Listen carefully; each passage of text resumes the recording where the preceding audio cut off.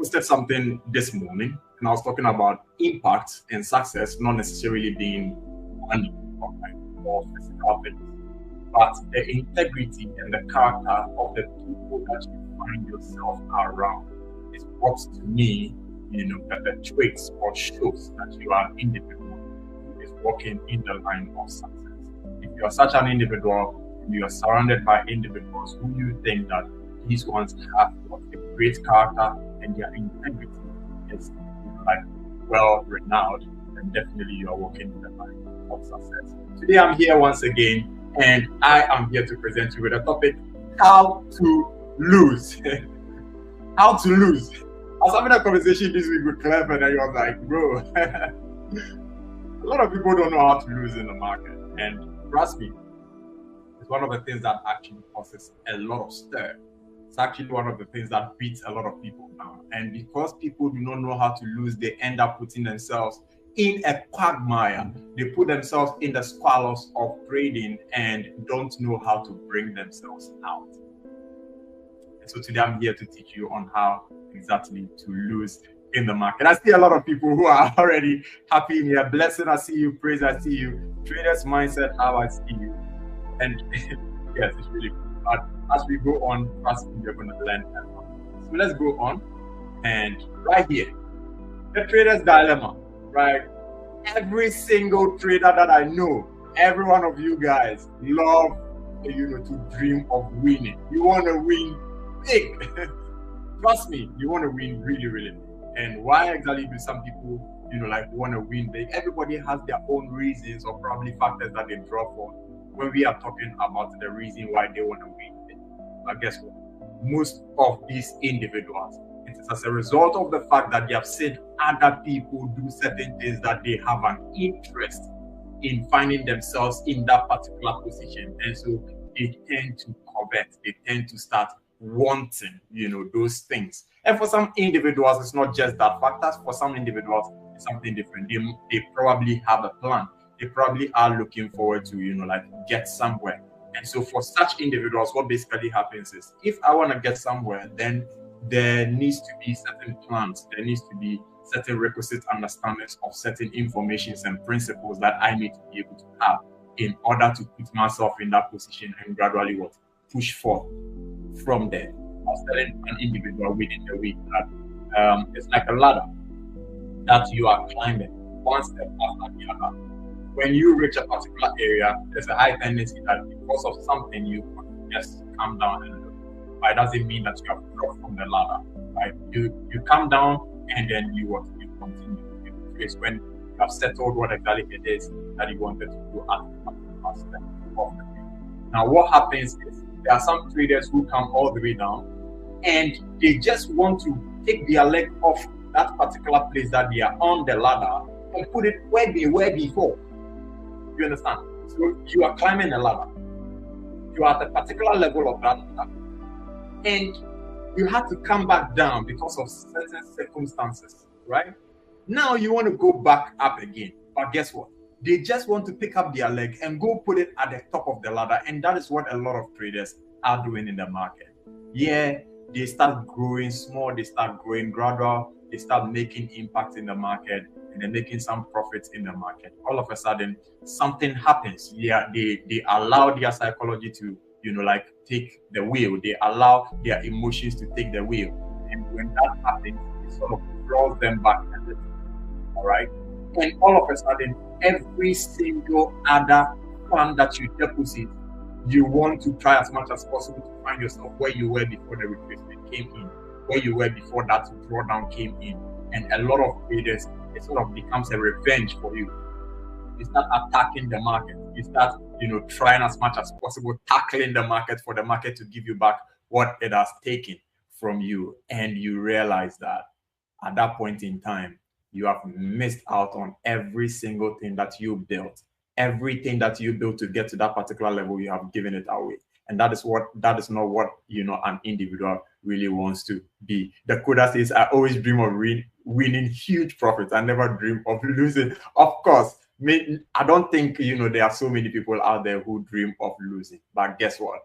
The fact that we don't dream of losing does not mean it's not a part of the process. It is still a part of the process, and therefore we must be able to learn how to do it and then how to tackle them. The fact that we don't dream of them means that we don't pay attention to them. And then the fact that we don't pay attention to them means that we don't learn the requisite understandings of how to maneuver our way through them when they come. And that is why they get us. And that is why they drag us all the way back to the ground whenever they happen. All right. Yeah. And so let's move on. Most of traders don't think about the cost of losing in the market. Like they just go in there, and then the first thing that they are thinking about is, like, how can I make money? I've said this here before. A lot of the traders who come to me and they say, KEMMA, please mentor me. Recently, in recent time, within the past about 2 years, I've had about 90% of them ask this question. And the question is this: how fast can I be able to turn this money that I have around into that?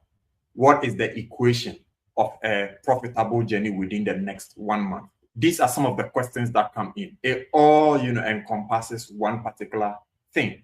They are fixated their minds on the wins that are coming in the market, and not necessarily how to make that consistent, like growth in the market. Who they need to become in order for them to be able to make those consistent profits. They are not necessarily fixating their minds on that person. They are fixating their minds on how much can come in. And because of that, a lot of people have missed the mark, and then they keep coming back down whenever they climb up a little bit. It was here that I told a story about a trader who actually funded his account with just $80. I'm saying just $80 because for a lot of us traders who are in here, it's easier to fund about $80 to $100 in the market. In fact, some brokers only accept between $50 to $100 in the market. All right.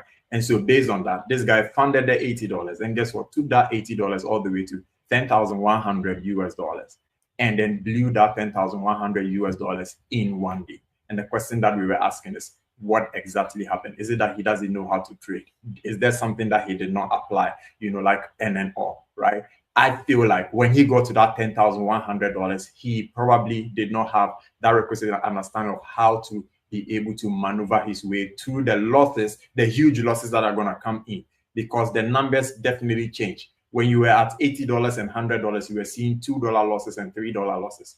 But now that you are in $10,100, you started seeing some losses about 500, 1,000, right? Losses coming in, and he did not really know how to maneuver his way through that. All right. So what does losing small actually mean on the market? The goal of you as a trader should be able to lose. Yes, losing is part of the game, but losing small. And when I say losing small, what exactly does it mean? One, it means risking an acceptable percentage of your capital at all times. It means that you as a trader need to come into the market with a firm mindset of knowing what exactly you have as a capital and what exactly you are going to be risking on that particular capital. Trust me, every single one of you who is in here, if you come into the forex trading space and you blow your trading account, you are the one to blame, nobody else. I'm telling you this. You are the one to blame. It's either you did not get a requisite understanding of how to keep your capital, or you do not have, the wherewithal to be able to maneuver the market, and yet you still wanted to do so. And so you find yourself whether over leveraging, whether, like making some few mistakes on there that actually draw your account back down. But if you are going through a good process and you have a good trading strategy, trust me, it becomes easier for you. Using logical stop losses, like not hope and pray in the market. You have to come to the point where you understand that the stop loss needs to be where the stop loss needs to be, not where you want the stop loss to be.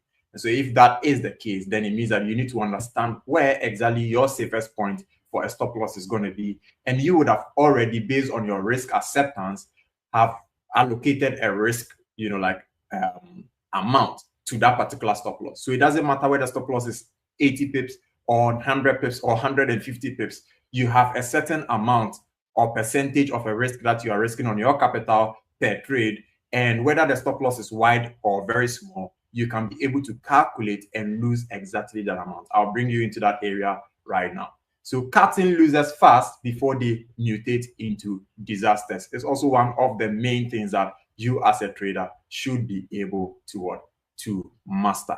Before I go on to the next slide, let me look in here. I think I have a few comments from individuals here.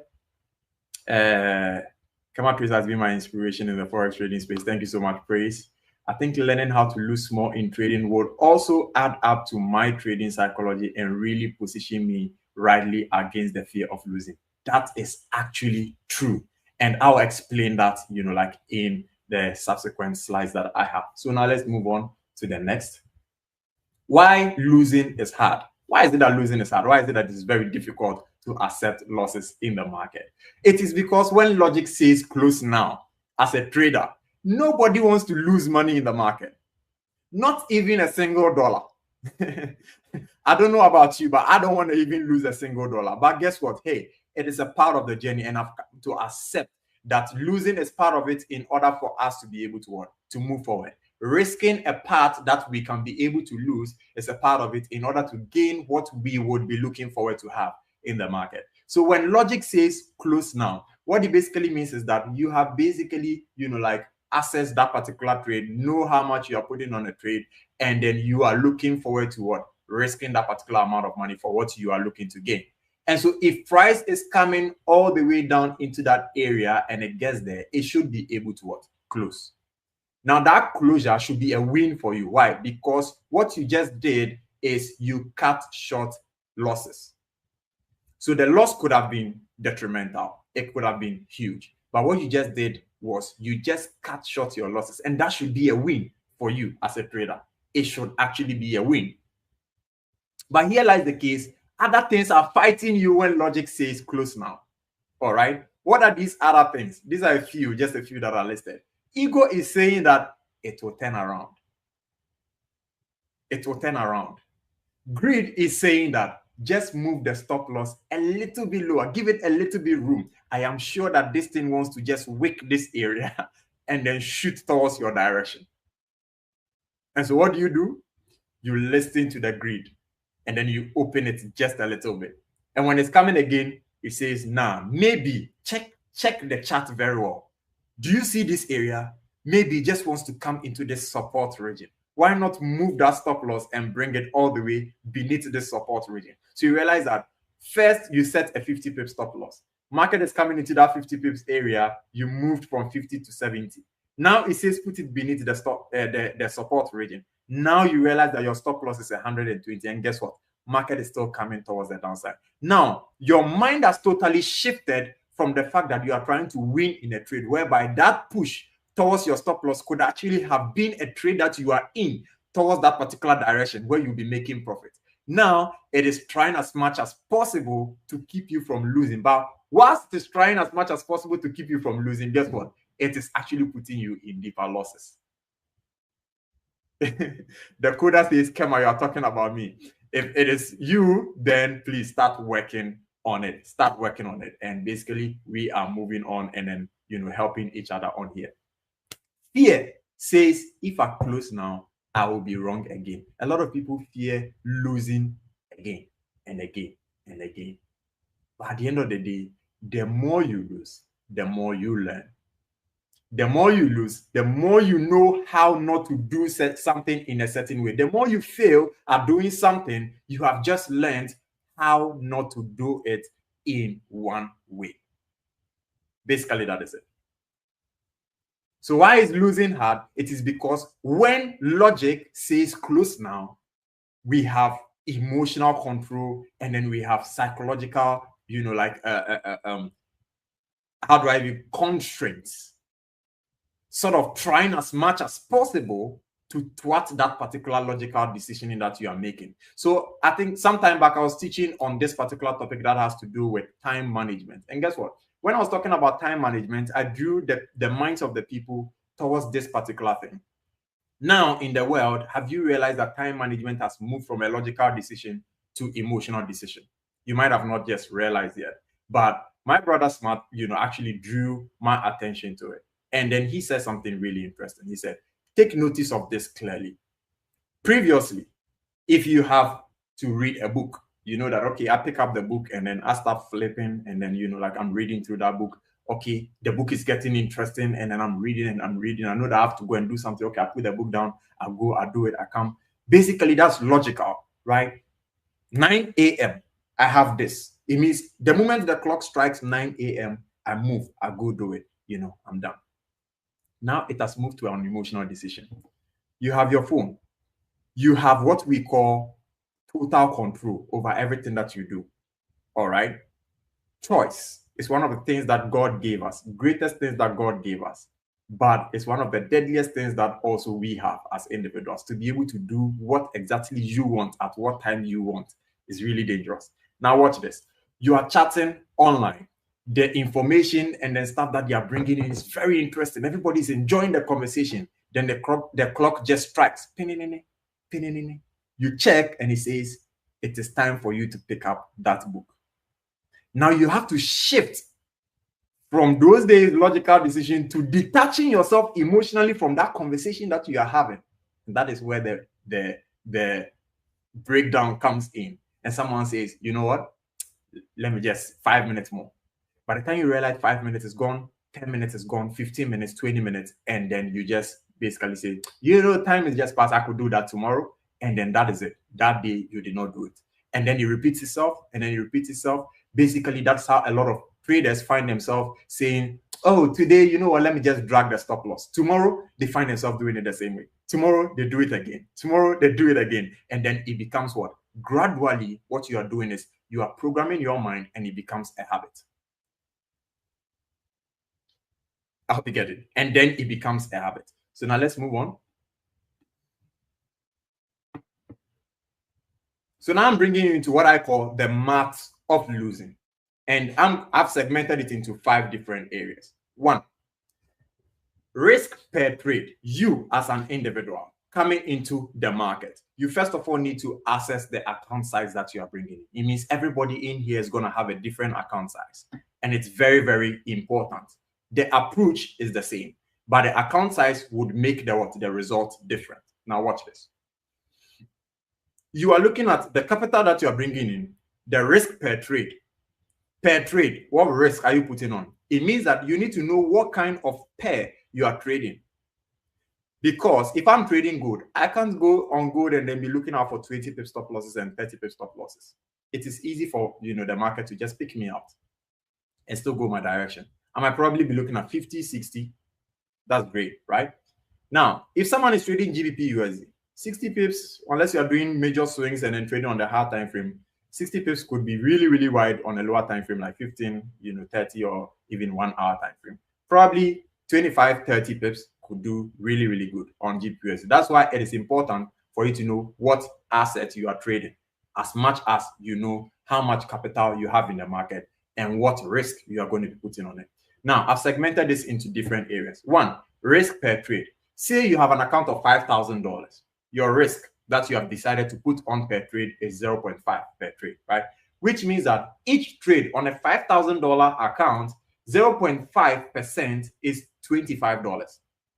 It means you are telling yourself that every single trade that I place, if I lose that trade, I'm only losing $25. So now you see why I say if you blow your account, you are the reason.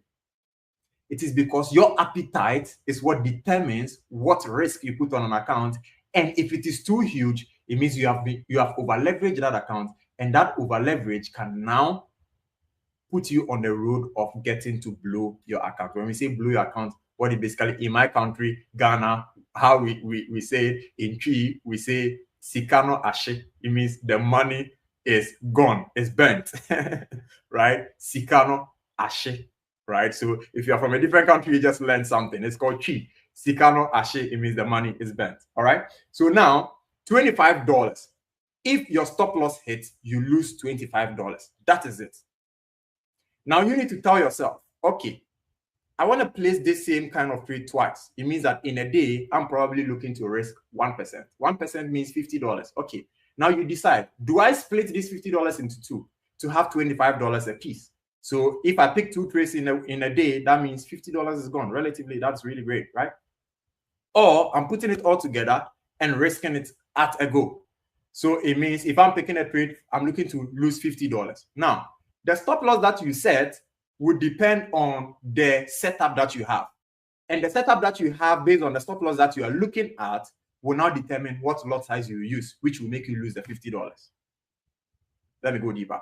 And so if you are using like let's say you are picking a trade on the market, you are setting a stop loss, and that stop loss is giving you, let's say, 50 pips, right? 50 pips, it means when you use 0.1, which is one mini lot size, equivalent per every pip, you get what? $1, or $1 is taken away from you. So in 50 pips, you get what? $50 taken away from you. Basically, that is it. In 50 pips gain, it means you get $50 in your trading account. Based on this, what it basically means is you are risking $50, 50 pips. But guess what? If that trade has a comfortable room for 70 pips, it means your 0.1 lot size is not going to be 0.1 lot size again. It's going to reduce because now your stop loss has increased from 50 pips to 70 pips. So now the calculation just changed. And that is why we have risk calculators out there to tell you. So in the risk calculator, you basically put in how much of a percentage I want to risk on this particular account. And then it asks you, what is your stop loss that you want to use on this? When you tell that risk calculator your stop loss, now it tells you how much lot size you should use. I'll be getting. Great. Number 2, survival. How many losses, after you have chosen your risk that you want per trade, how many losses do you think you can get before your entire capital or before the segmented amount of money that you want to lose on the capital within a particular period of time is exhausted? And so, for instance, those who trade prop firm accounts, if you have $5,000 prop firm account, you have a drawdown of, let's say, $250, I'm sure, right? That $250, yes, I think 5%. That $250 as a drawdown, I think is a daily drawdown. So as a daily drawdown, $250, what they are trying to say is don't lose $250. It means if you lose $249, you are safe. But guess what? If you lose $249 2 days, you are almost done because you need a total drawdown of what? 10%. Which means that they have given you a daily drawdown of $250, but you have to set your own drawdown and tell yourself that my daily drawdown is $50. Even though the prop firm has given me $250, my daily drawdown is $50. So the moment I hit my daily drawdown, I'm out of the market. That way, you give yourself more chances to try again on the market than putting in all your eggs in one basket and then realizing that the basket is hollow, raising it, and then it's all cracking. All right. So how many losses can you take before disaster? The disaster means what is the threshold that you have? That's your disaster. So for a prop firm individual with a $5,000 account, $250 is your disaster. So how many trades do you think you can lose in a day before that? Are you willing to lose all of that? No. Okay, I'm willing to lose $50 in a day. Okay, great. Would you segment it into two, $25 a piece? Great. Then you basically do that and follow that particular path. I'll be getting. So we have risk percentage to check your risk per trade. Your trade survived before your 10% drawdown is hit. You do all that calculation. So now I just did this over here. So for an individual who is looking to risk 0.5% on their $5,000 account, what it basically means is every single trade, $25. It means you need to lose 20 trades in a row to hit your 10% drawdown, which is your $500 drawdown, total drawdown. You get it? If you are looking at 1%, it means that $50 per trade. It means if you lose 10 trades in a row, you have what? Hit your $500. 2%, $100 per trade. It means if you hit 5 trades per, like row as losses, you have hit. And then 5%, it means 250. The moment you hit 250, you have hit your first, like daily drawdown. It means you are even out of the market before. So even that last part, that is if you are using a prop firm, the last part doesn't even count for you at all. Because the moment you hit that, you have hit your daily drawdown is done. I hope you understand what I mean. So basically what we are trying to say is small risk is equal to more chances for your edge to play out. If you have a strategy and you're trying to play out your edge, small risk simply means more room for you to be able to play out your edge or see your edge actually, like go through on the market or unravel greatly. All right. So now let's move on. Some short period of time to finish. So now we have risk to reward. If you aim for 1:2 risk to reward, which is risk per trade is $25 to make $50, right? Your win rate needed to break even is 33%. So one out of 3 things. So it means that with 40 to 50% win rate, your account can grow steadily. You realize that you don't have 80% win rate, you have 40%. But because it is a 1:2 risk to reward, and then you have a room to actually watch your edge unravel, you can actually have a good win rate. And then steady account growth. So example, 10 trades at 0.5% risk, it means 5 wins, $50 is equal to $250. 5 losses, $25 is equal to $125. So if that happens, your net is still going to be $125 profit. And that is where some of us must be able to get to. The big secret is that losing small is equal to insurance premium to protect your account. All right, losing small is equal to an insurance premium to protect your account. You don't need to win every single time. You just need to survive long enough for your edge to play out on the market. So the math says small risk is equal to more trades is equal to more survival, and then higher probability of hitting your target. Big risk is equal to faster account death. Even if your strategy is good, you cannot stand this. Simple as that. All right, practical ways to lose small. Take a fixed risk to reward rule. Decide the risk before you open a trade. The stop loss is equal to freedom. Please use it. Don't fight the stop loss. Use the stop loss. Make it reasonable. Tie it to an amount that you are looking to do, and then what? And then gradually adjust it to fit that particular amount for drawdown for yourself per trade or per day. All right. Daily loss limit. Please have some. For prop firms, they have. You too have. If you have a live account, have a daily drawdown limit. When you hit it, stop trading and then look for it for the next day to come in. Have a weekly drawdown. When you hit it, you're out of the market for the week until the next week before you come in. Think in series. Judge yourself after 20 trades, please, not in 2 trades. And so we are putting you in a scenario where you are able to exercise your edge on the market, not necessarily just 2 trades, you are out of the market. You can't, then you judge yourself and say, I'm not a good trader, I'm a bad trader. Bro, you put yourself in a position where you only have to pick 2 trades to lose that account.